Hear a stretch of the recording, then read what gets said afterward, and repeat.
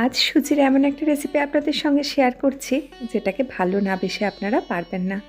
একদিকে তো সময় কম লাগে আর খেতেও ভালো হয়। যে কোনো ব্রত উপবাসের দিনেও এটা খেতে পারেন।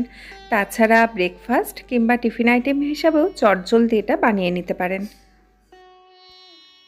তো প্রথমেই একটা কড়াতে নিয়ে নিচ্ছি 1 বাটি সুজি। সুজিটাকে মিডিয়াম টু লো ফ্লেমে নাড়াচাড়া করে প্রথমে একটু ড্রাই রোস্ট করে নেব। আমি শুকনো কড়াতেই করছি, আপনারা সামান্য ঘি বা সাদা তেলেও করতে পারেন। তো কিছুক্ষণ নাড়াচাড়া করার পরে সুজিটা যখন একটু কালারটা চেঞ্জ হয়ে হালকা লালচে মতো হয়ে আসবে, এবারে সুজিটাকে অন্য একটা পাত্রে নিয়ে নিচ্ছি। আর সুজিটা কিন্তু যখন ভাজবেন একদম অনবরত নাড়াচাড়া করতে হবে, না হলে সুজি খুব তাড়াতাড়ি পুড়ে যায়। সুজিটা তুলে নেওয়ার পর কড়াতে দিয়ে দিচ্ছি অল্প একটু সাদা তেল। তেলটা ভালো মতো গরম হয়ে গেছে, এবারে গ্যাসের ফ্লেমটা একদম কমিয়ে দিচ্ছি আর একে একে মশলাগুলো দিতে থাকবো।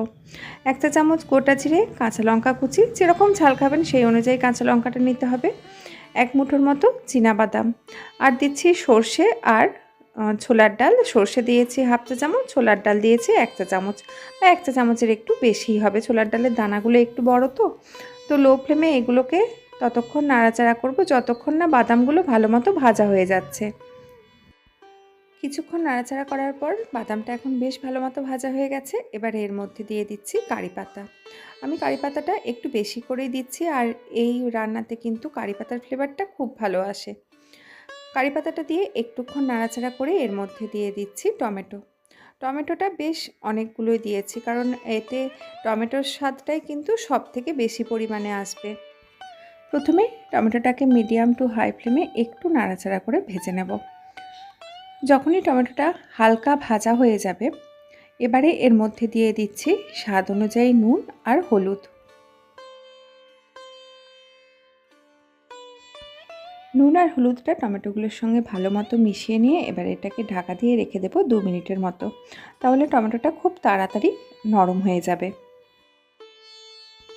2 মিনিট পর ঢাকাটা খুলে দিলাম। টমেটোটার থেকে বেশ অনেকটা পরিমাণ নিজস্ব জলটা বেরিয়ে গেছে। টমেটোটা কিন্তু একদম নরম হয়ে সেদ্ধ হয়ে গেছে।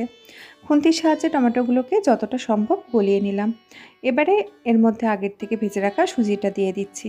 সুজিটা দিয়ে সব কিছুর সঙ্গে একবার ভালো মতো নাড়াচাড়া করে নিচ্ছি। এবারে এর মধ্যে দিয়ে দেব পরিমাণ মতো জল। জল কিন্তু একটু বেশি পরিমাণেই দিতে হবে। যতটা পরিমাণ সুজি নেওয়া হবে তার থেকে প্রায় 4 থেকে 5 গুণ পর্যন্ত, কারণ সুজিটা অনেকটা ফুলবে। জলটা দেবার পর একই সঙ্গে দিয়ে দিচ্ছি 1 মুঠোর মতো কিশমিশ। আর দেখুন জলটা ফুটে উঠেছে আর সুজিটা কিন্তু অলরেডি ফুলতে শুরু করে দিয়েছে। এবারে গ্যাসের ফ্লেমটা একদম কমিয়ে দেব, না হলে নিচের দিকে সুজিটা লেগে যাবে। এ সময় অনবরত নাড়াচাড়ার দরকার নেই ঠিকই, তবে কিন্তু মাঝে মাঝেই নাড়াচাড়া করতে হবে, নাহলে নিচের দিকে লেগে যাবে।